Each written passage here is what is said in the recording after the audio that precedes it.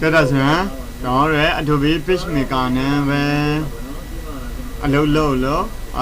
về software của về tổng cho nó rồi hiện xong save lâu thà mà bọn nó save lâu trên ảnh đó rồi okay bọn nó set khu thì đó rồi trên save tính thà rồi trên của lâu thà này lâu mà biết gì đâu bọn nó ai dòng mà nó save lâu đó file của đó mà bị bỏ đấy file anh ấy đó save as Control Shift S ကိုနှိပ်ရပါတယ်အဲ့နေရာမှာဘယ်နေရာမှာဆင်းမှာလဲဆိုတဲ့နေရာလေးကိုဒီနေရာလေးကိုရွေးပေးရမှာဖြစ်ပါတယ်ဒီနေရာကိုရွေးဖို့အတွက်တော့ဒီမှာ file ထဲဝင်တယ် desktop ရှိမယ်နောက်ပြီးတော့ my computer ဒီ drive ကိုဝင်မယ်ဒီ drive ထဲမှာဒီမှာ lesson Adobe Pagemaker 7.0 နောက်ပြီးတော့ဥမာ folder တစ်ခုလုံးရှင်နေဆိုရင်တော့ right click ထောက်ပြီးတော့ new folder တစ်ခုယူပါမယ်ဒါ MITDC Pagemaker file MITDC Pagemaker file လို့ပဲနာမည်ပေးတာ files ကဲအဲ့ဒီမှာဖွင့်လိုက်တယ်ပြန်ဒီကောင်ကို CV file လို့နာမည်ပေးလိုက်တယ် CV file ပေါ့နော်ပြန် application ကိုရွေးမယ် template ကိုရွေးနေရတာပေါ့နော် application ကိုပဲရွေးလိုက်မယ်ရွေးပြီးရင် save လုပ်လိုက်ကြတာဆိုရင်ဒီကောင်လေးကိုကျွန်တော်တို့အသုံးလိုတယ်ဆိုရင်တော့ပြင်ဟိုလုပ်လို့ရတာပေါ့နော်ကြည့်တော့ပိတ်လိုက်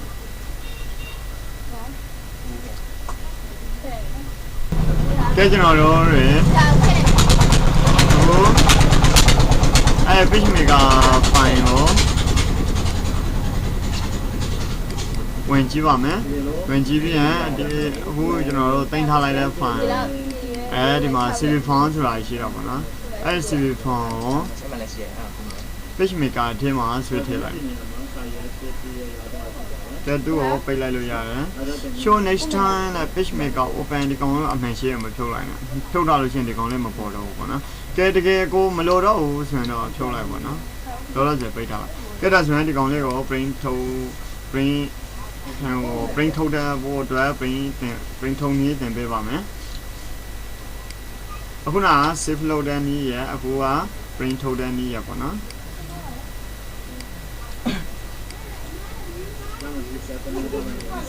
ကဲအရင်ဆုံးကျွန်တော်တို့ကစာကိုစစ်ပါမယ် name date of birth sex နောက်ပြီးရင်ဒီနေရာမှာ father's name NRC number height marital status nationality religion ကဲဒါဆိုရင်အခု print ထုံးနည်းကိုသင်ပါမယ် file ကနေပြီးတော့ဒီနေရာမှာ print ဆိုတာရှိတယ် keyboard ကဆိုရင်တော့ control P နှိပ်လိုက်လို့ရတော့ဗောနော် print ကဲဒါဆိုရင်အခု absent 1800ဒါလေးလည်းကြောခဲ့လို့ရတယ် absent 1800နဲ့ထုံးမလားရလားဒီမော800နဲ့9နဲ့ထုံးမလားကျွန်တော်အားလို့800နဲ့9နဲ့ထုံးမယ်ပြီးအဲ့မှာ print ထုတ်တဲ့အခါမှာဒီမှာတရက်တည်းရေးကဲဒီမှာ print document မှာကျွန်တော်ထုံးမဲ့ printer ကိုရွေးပေးရမှာဖြစ်ပါတယ်ဒီနေရာမှာဒီကွန်ပျူတာနဲ့ချိန်ထားတာတော့ Epson 805 series ကိုချိန်ပေးထားတာပါနော်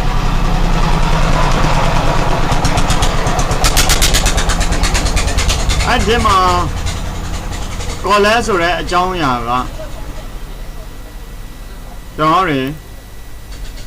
စူးစီးပြီးတော့ထုတ်တာကို color လုပ်တယ်လို့ခေါ်တယ် reverse order ဆိုတာ reverse လုပ်တယ်ဆိုတာပြောင်းပြန်ထုတ်တာဟိုစာမျက်နှာ20ရှိမှဆိုရင်20ကနေအရင်ထုတ်လိုက်အဲ့လိုမျိုးပေါ့နော် print မှာ both pages ဆိုတာရှိတယ် even pages ဆိုတာရှိတယ် print ထုတ်တဲ့အခါမှာနော် even pages ဆိုတာစုံကိန်းကိုအကုန်လုံးထုတ်လိုက်တယ် even pages ဥပမာ2 4 6 8 10 12 14 16 18 20အရင်ဆုံး10ရွက်ကိုထုတ်လိုက်တယ်အဲ့ဒါ even page ထုတ်တယ်လို့ခေါ်တယ်ပြီးရင်ကျွန်တော်တို့နောက်ထပ်တစ်ခေါက်ဒီမှာအော်မရွေးဘဲနဲ့ ranges မှာရွေးပေးထားလို့ရှိရင်နော် ranges မှာဆိုရင်ဥမာနှစ်စုံကိန်းထုတ်မယ်နော်နှစ်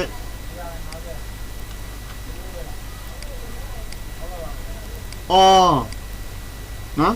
ဒီဘက်မှာဆို ranges မှာဆို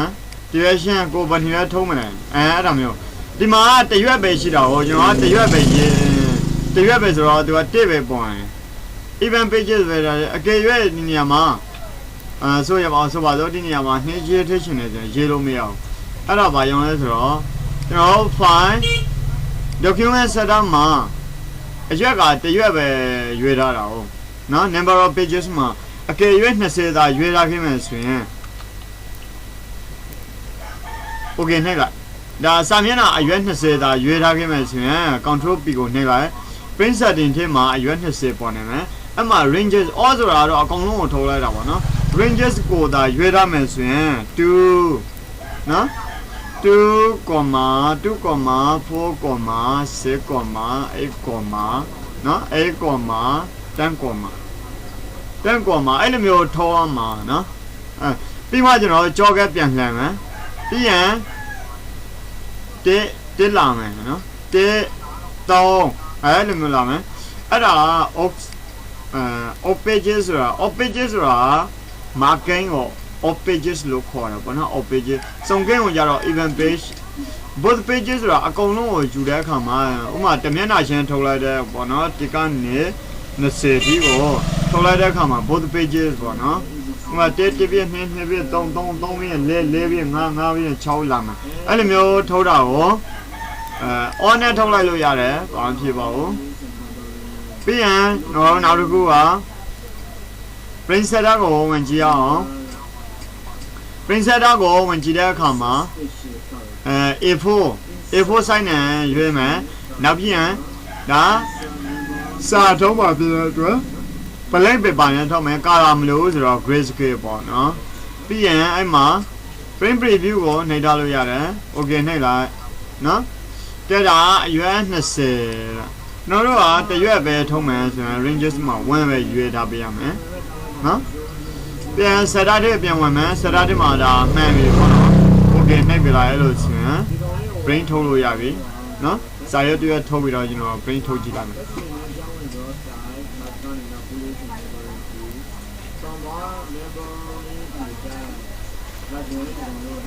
ဒါဆိုရင်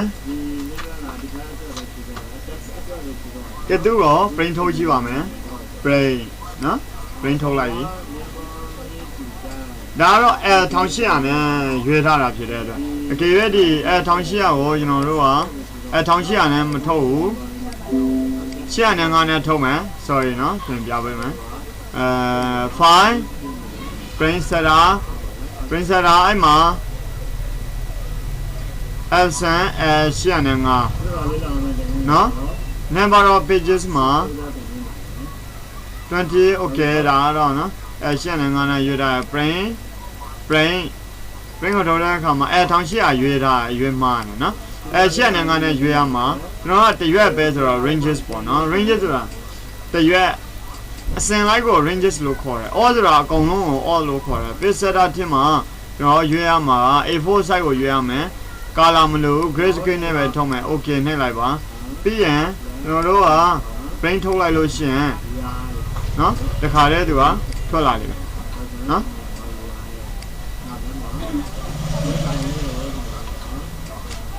ဒီမှာနော်ဒီ pages ကိုခဏလေးစောင့်ပေးလိုက်ပါနော်